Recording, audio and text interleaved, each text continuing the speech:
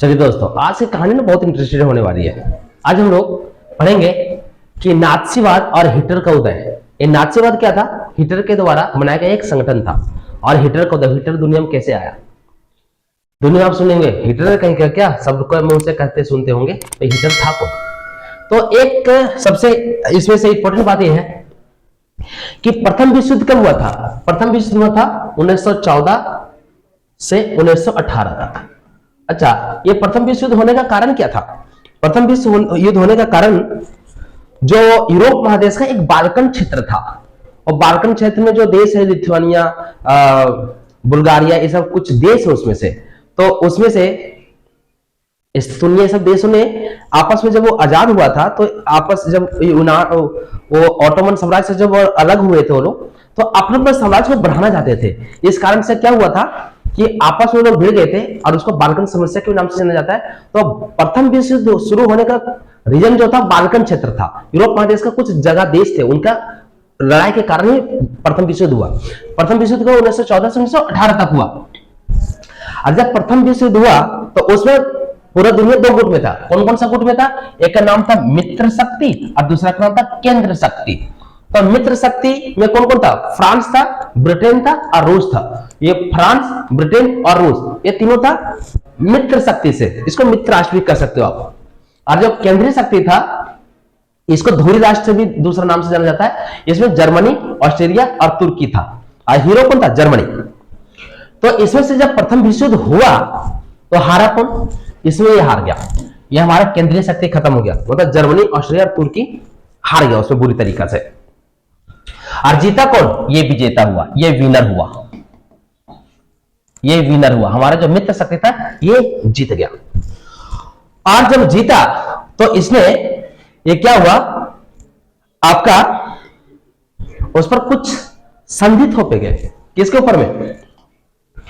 आपका उसके ऊपर वर्साई की संधि किया गया।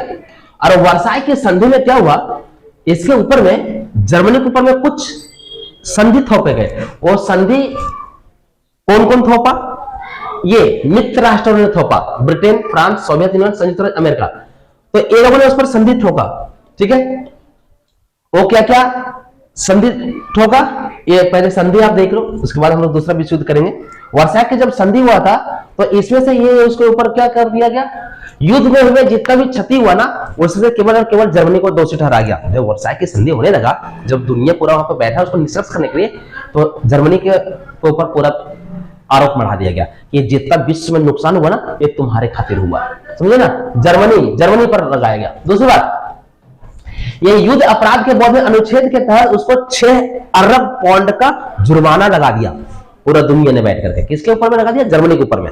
ठीक है, और उसका जर्मनी के सारे जितना उपनिवेश था, 10% आबादी, 13% भूभाग, 75% लोहा और 26% कोयला भंडार पर इन लोगों ने मित्र राष्ट्रों ने क्या कर दिया, उस पर कब्जा कर दिया। जो मित्र राष्ट्र ब्रिटेन, फ्रांस, रूस था जीता था, उसका जितना मान लीजिए संसाधन, जो कीमती चीजें था, लोहा था, एस्क था, कोयला था, संसाधन था, भूमि था, सब पर कब्जा कर दिया। उसका छीन लिया जर्मनी से, क्योंकि उसको आरोप लगा था उसके ऊपर। और जर्मनी को कमजोर करने के लिए उसकी सेना को क्या कर दिया, उसको भंग कर दिया गया, वहां की सेना को। और निजी संसाधन वाले भाग जो, इसका राइनलैंड को भी मित्र राष्ट्रों ने अपना कब्जे में लिया। राइनलैंड में तेल बहुत ज्यादा था, तो वहां पे उसको लोगों ने क्या कर दिया, तेल और कोयला और लोहा, इसको इस लोगों ने छीन लिया। और इसको बहुत अपमानजनक स्थिति में ला दिया इसको, जर्मनी को। तो उस समय हिटलर छोटा था। अब इसको बोला कि आज के बाद बेटा कोई युद्ध नहीं करेगा तू जीवन में।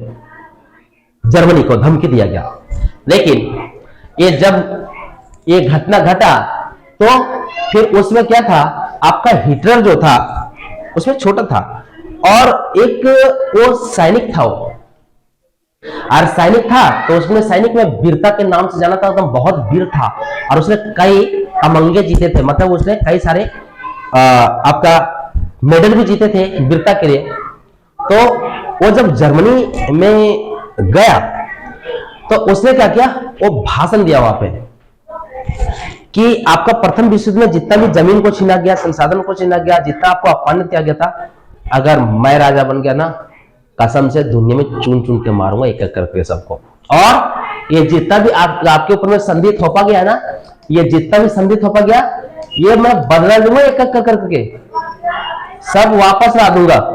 ये हमारी गारंटी है। जितना वर्षाई की संधि में जितना भी जुर्माना है उस पर, ये जितना भी कुछ उसने किया है ना, ये सब मैं वापस ला दूंगा। तो वहां की जनता ने उस पर विश्वास कर दिया, क्योंकि ये बोलने में क्या था, वाक्पटुता था। वाक्पटुता मतलब हिप्नोटाइज कर देता था लोगों को, ऐसा भाषण देता था कि लोग उससे आकर्षित हो जाता उसके भाषणों से। और इस तरीके से जनता ने उसको क्या कर दिया, वहां का चांसलर बना दिया। और चांसलर जब बना दिया तो क्या हो गया, वो सबसे पहली बात उसने दूसरा विश्व युद्ध शुरू हो गया। वहीं से जर्मनी ने आक्रमण कर दिया और दूसरा विश्व युद्ध हो गया। दूसरा विश्व युद्ध कब हुआ, दूसरा विश्व युद्ध आपका 1939 से 1945 तक हुआ। ये सेकेंड वर्ल्ड वार 1939 में शुरू हुआ, 1939 से 1945 में शुरू हुआ। और ये हिटलर के शुरू चलते हुआ, हिटलर ने बोला था कि मैं अगर राजा बनूंगा तो सबको बदल दूंगा एक एक करके। जनता को बहुत अपमानजनक स्थिति आया था, बहुत अपमान हुए थे, तो वो लोगों ने बोला कि हाँ बिल्कुल ठीक है, कोई ऐसा मसीहा आता, कोई गरीब को उद्धार करने वाला, वो लोग तो ऐसा ढूंढ ही रहे थे। और हिटलर उसी समय एंट्री किया उसमें, और हिटलर ने सबको मन को मोह दिया। और जब सेकेंड वर्ल्ड वार हुआ तो जैसे वर्साई की संधि तो हो ही गया था उसके ऊपर, उन्होंने अब हिटलर जब आया तो हिटलर का उदय के कारण क्या क्या थे, जरा देखिए हिटलर ने क्या क्या किया। सेकेंड वर्ल्ड वार तो हो ही गया था, पहले हिटलर आया कैसे, इसका उदय के कारण पढ़िए। हिटलर जब आया तो सबसे पहले बात 1889 में ऑस्ट्रेलिया में हिटलर का जन्म हुआ। इसका जन्म कब हुआ था, ऑस्ट्रेलिया देश में। हिटलर जो जन्म हुआ था ऑस्ट्रेलिया देश में हुआ था। उसने जर्मनी की सेना में शामिल होकर के बहादुरी के लिए कुछ तमंगे भी जीते। तमंगे मतलब मेडल। उसने वहां पे सैनिक जो था तो उसमें कई सारे उसने मेडल भी उसका जीता था। और इसने क्या किया, ये national socialist party German workers party का प्रमुख बना। ये सबसे पहले ये जर्मन वर्कर्स पार्टी का हेड बना, और यहीं से उसने क्या कर दिया, बाद में ये पार्टी जाकर क्या बन गया, नाजी बना। इसीलिए नाजी का उदय हुआ। तो जो हिटलर जो राजा जब बना, अब उसने क्या कर दिया, ये अपनी संस्था को जर्मन वर्कर्स पार्टी को, जर्मनी का वर्कर्स एक पार्टी था, उसका नेता बना, और उसको बाद में क्या कर दिया, नाजी में चेंज कर दिया आगे चल करके। 38 जनवरी 1933 को हिटलर जर्मनी का एक चांसलर बना दिया, क्योंकि वो राजा के पद खाली था। और उसने जब गया तो वहां के लोगों को मन मोह लिया, मन जीत लिया कि हम तुम जीतेंगे तो जो जो आप पर संधि थोपा गया है, जितना आपका चीजें संसाधन छीने गए, ये सब वापस आ दूंगा। जनता ही तो चाहता था, और वहां का ये चांसलर बन गया 30 जनवरी 1933 को। और 1933 में से क्या कर दिया, एक जारी किए गए अध्यादेश जारी कर दिया, और इसने अभिव्यक्ति प्रेस करने वाले जितना आजादी था सब पर बैन कर दिया। अब हिटलर के इजाजत के बिना ना तो अब प्रेस चल सकता था, ना कोई, मतलब सारी चीज पर क्या कर दिया इसने, बैन कर दिया, बैन लगा दिया। बिना हिटलर का आप कुछ नहीं कर सकते थे। और इसने जो अपनी, इसका जो राइन लैंड था, जो वो लोगों ने हड़प लिया था, इसको हिटलर ने क्या किया, सबसे पहली बात हिटलर उसी पर जाकर कब्जा किया कि ये भाई मेरा है, मुझे दे दो। ये राइन लैंड जो था उस पर कब्जा कर दिया। और इस तरीके से जब हिटलर, अब हिटलर की तरफ से कौन आ गया था लड़ने के लिए, जापान भी आ गया था, ठीक है। और ये इसमें से जापान जब इसके साथ से लड़ रहा था तो हिटलर तो सही युद्ध लड़ रहा था। अगर अमेरिका उस पर परमाणु बम नहीं गिराया होता ना तो 100% गारंटी को वही जीता होता। लेकिन उसने क्या कर दिया, अमेरिका ने जापान के ऊपर में परमाणु बम गिरा दिया। और जापान किसकी तरफ से था, हिटलर की तरफ था। और परमाणु बम कब गिराया गया, एक 9 अगस्त को, और एक गिराया 6 अगस्त को, ठीक है, 9 अगस्त और 6 अगस्त को। और ये जगह था हिरोशिमा, इसका नाम था नागासाकी। और ये जो डेट था 6 अगस्त और 9 अगस्त। और इस परमाणु का जो नाम था लिटिल मैन और फेट हुआ। ये जापान के ऊपर परमाणु बम गिरा दिया अमेरिका। लेकिन उसके गिराने के पीछे कोई कारण था, हम आपको बताएंगे उसको विस्तार से। और इस तरीके से क्या हुआ, जर्मनी में हार गया फिर से। सेकेंड वर्ल्ड वॉर में क्या हो गया, ये हार गया, ठीक है। अब हमको देखना है कि हिटलर का उदय कैसे हुआ, हिटलर का उदय के कारण क्या थे। हिटलर जब आया तो इसका उदय का कारण था पहला कि इतने नाजी प्रोपागेंडा को चलाया। नाजी प्रोपागेंडा आपने देखा था कि जर्मनी वर्कर्स पार्टी था, उसको बाद में उसने क्या करते उसका सदस्य बना, इसको क्या कर दिया नाजी पार्टी में कन्वर्ट कर दिया उसने, कौन, हिटलर ने। तो उसने एक प्रोपागेंडा बनाया, इसका मतलब इसने बहुत जबरदस्त तरीके से लोगों को हिप्नोटाइज करने का तरीका बनाया, और इसमें से बोला अमीर परिवर्तनवादियों और सामाजिक और आपसी फूट। इसमें लोगों को आपसी में क्या करने लगा, वो उसको तोड़ने लगा लोगों को। उसने कहने लगा कि अगर हम राजा बनेंगे तो ये सारी चीज को हम वापस ला देंगे। और वाइमर रिपब्लिक की कमजोरी, जो वर्साई की संधि हुआ था उसमें सरकार किसका था, वाइमर गणराज्य का। वाइमर गणराज्य लोग सरकार चला था, उसी के नेतृत्व में क्या हुआ था, फर्स्ट वर्ल्ड वॉर हुआ था। तो लोगों के सामने ये उसने ये कमजोरी दिखा दिया कि वाइमर गणराज्य क्या है, दोषी है।